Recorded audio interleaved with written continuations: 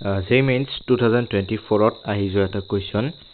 Yate tomaloke saba the 4 particles is mass 1 kg placed at 4 corners of a square of side 2 meter. Moment of inertia of system about an axis perpendicular to the its plane. Orthat passing through each one of the vertex. Orthat yate ami jodi kau perpendicular ইয়াতে তোমালোকৰ দিয়া আছে পাৰপেন্ডিকুলাৰ two ইচ plan অৰ্থাৎ ইটো যদি plan হয় ইয়াৰ পাৰপেন্ডিকুলাৰ অৰ্থাৎ এইখিনি কথা যদি আমি আলোচনা কৰো ধুনিয়াকৈ ডায়াগ্ৰামটো দিয়া আছে অৰ্থাৎ এইডাল এক্সিসৰ বিপৰীতে আমাৰ হৈছে যে মোমেন্ট অফ ইনাৰ্সিয়া অৰ্থাৎ এই সাইডটো হ'ব আমাৰ 2m এইটো আমাৰ 2m এই সাইডটো আমাৰ 2m হ'ব আৰু এই সাইডটো আমাৰ 2m হ'ব যেহেতু দিয়া আছে স্কয়াৰ অফ সাইড 2 মিটাৰ এতিয়া আমাৰ যদি চাও প্ৰত্যেকৰে মাস হৈছে 1 কেজি এইটোৰ মাসও 1 কেজি হ'ব ইয়াৰ মাস 1 কেজি ইয়াৰ মাস 1 কেজি অৰ্থাৎ এইডাল এক্সিসৰ পৰা পোন প্ৰথমতে মই ইয়াতে তোমালোকক কলা চিয়াহিৰে দেখুৱাই দিছো কলা চিয়াহিৰে মই এৰোচিন মাৰা যেটো মাস আছে সেই মাসটোৰ মোমেন্ট অফ ইনাৰ্সিয়া 0 হৈ যাব পাৰ্টিকলটোৰ কাৰণ ইয়াতে পাৰ্টিকল বুলি কৈছে অৰ্থাৎ ক্ষুদ্ৰ পাৰ্টিকল বিলাক ক্ষুদ্ৰ আৰু মাস হলে এটা মোমেন্ট অফ ইনাৰ্সিয়া থাকিলে অৰ্থাৎ ইয়াত যদি আমাৰ 40 স্ফিয়াৰ এটা দিলে হয় বা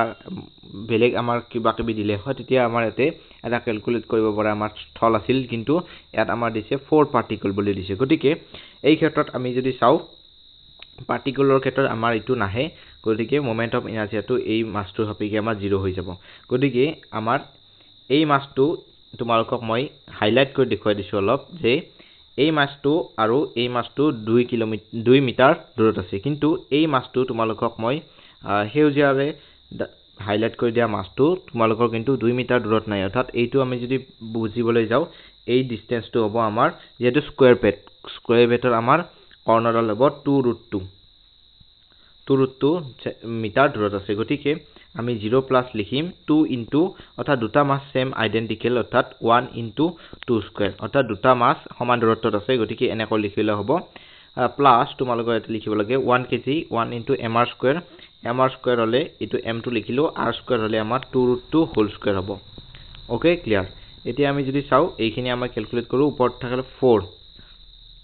এতিয়া আমি যদি চাও এইখিনি হ'ব আমাৰ 2√2 মানে আছে √8 আৰু √8 টো আমি স্কয়াৰ কৰিলে এইটো তোমালোকৰ হৈ যাব তোমালোকৰ এইটো মই 4 লিখা গল 8 + 8 গতিকে 16 অৰ্থাৎ ইয়াতে আমাৰ হ'ব তোমালোকৰ ভালকে যদি চোৱা